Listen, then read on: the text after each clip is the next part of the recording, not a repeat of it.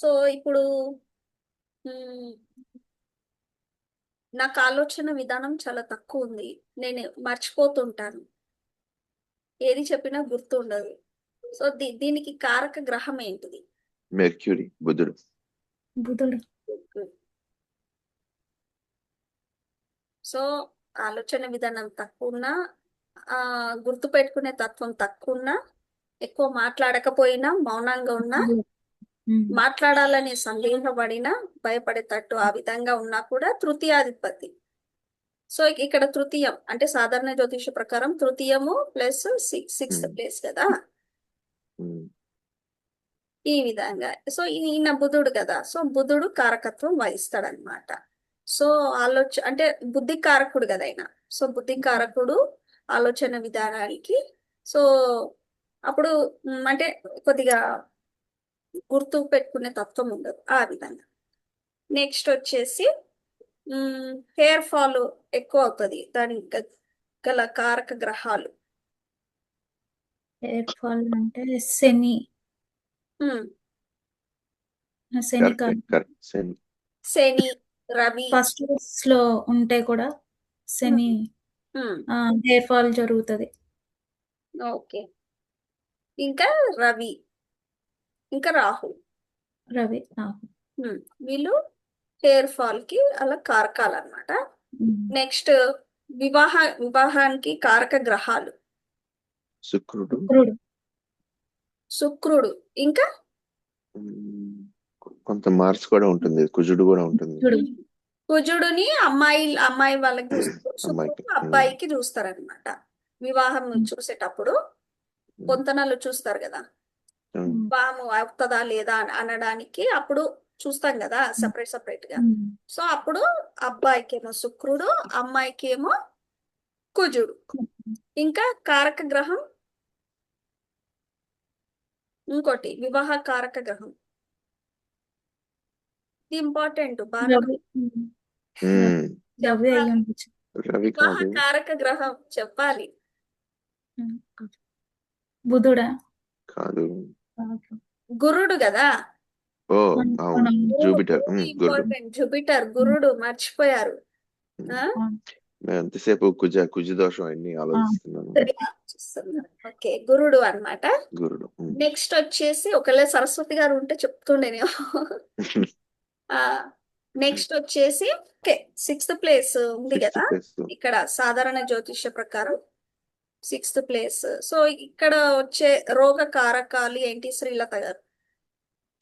రోగాలు, దీర్ఘకాలిక రోగాలు రావచ్చు, అంటే క్రానిక్ డిసీజెస్, చర్మ వ్యాధులు, చర్మ సంబంధిత వ్యాధులు. ఓకే. తర్వాత ఈ రాశి కన్యా రాశిలో ఉంటే ఆరో భావం ఏంటిది? ఆరో భావం బుధుడు. Digestion problem, important. Important. Digestion problem, నడుము నొప్పి ఇలాంటివి కదా, బ్యాక్ పెయిన్ ఇలాంటివి అనేది సిక్స్త్ ప్లేస్ చెప్తుంది. ఓకే. సో ఇప్పుడు మోకాళ్ళ నొప్పులు ఏ గ్రహం భానుగారు? సాటర్న్ వస్తుందండి. Okay, good good. Breathing problem చెప్పండి భానుగారు. Again second position. Breathing problem. Breathing అనేపాటికి బ్రీతింగ్ ప్రాబ్లం, ఊపిరితిత్తులకు సంబంధించిన ప్రాబ్లానికి ఏ గ్రహం కారకత్వం వహిస్తుంది?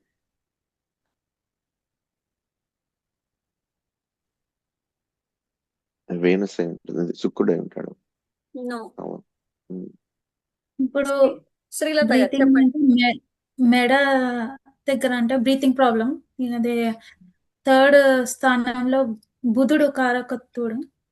నో. బ్రీతింగ్ ప్రాబ్లం అంటే లంగ్స్ కదా. లంగ్స్ అంటే నేను శిరస్సు, ముఖం, బ్రీతింగ్ ప్రాబ్లం 3, 4. మెడ, హృదయం. చంద్రుడు అయి ఉండొచ్చు. చంద్రుడు, ఇంకా రాహు. ఊపిరితిత్తులకి సంబంధించిన కారక తత్వ గ్రహం రాహు అన్నమాట. ఓకే. రాహు. నెక్స్ట్ జననాంగాలు ఏ రాశి? శుక్రుడు, వృశ్చిక రాశి. వృశ్చిక రాశి అంటారు, శుక్రుడు అంటారు, తుల రాశి లిబ్రా అంటూ అదే జననాంగాలు అదే. వృశ్చిక రాశి. ఓకే. వృశ్చిక రాశి. నెక్స్ట్ ఒకవేళ పాదాలు నొప్పి అవుతుంది, పాదాలు మీనరాశి. ఎగైన్ మళ్ళా సాటర్న్ అది కూడా లేదు లేదు, ఈ కాళ్ళు కాదా? మోకాళ్ళు, కాళ్ళు మోక మళ్ళీ లాస్ట్ పాదాలు. పాదాలు పాదాలు గురుడు. గురుడు. ఓకే. సో ఇక్కడ ఈయన రాశి మీనరాశి అన్నమాట. ఓకే. ఇప్పుడు నేను వృశ్చిక రాశి అనే చెప్పాను కదా మేడం. ఇప్పుడు అక్కడ కుజుడు కదా, కుజుడు కారకత్వుడు అవుతాడా? జననాంగాలకి ఏ ప్రాబ్లం ఈ రాశి అన్నప్పుడు కుజుడు కూడా ఉంటాడు కదా. శుక్రుడు Okay. కూడా ఫీలింగ్స్ సంబంధించింది, కోరికల గురించి ఇవన్నీ కారకత్వం శుక్రుడు కూడా ఉంటాడు కదా. సో ఆ విధంగా శుక్రుడు కూడా కారకత్వం వహిస్తాడు. ఓకేనా?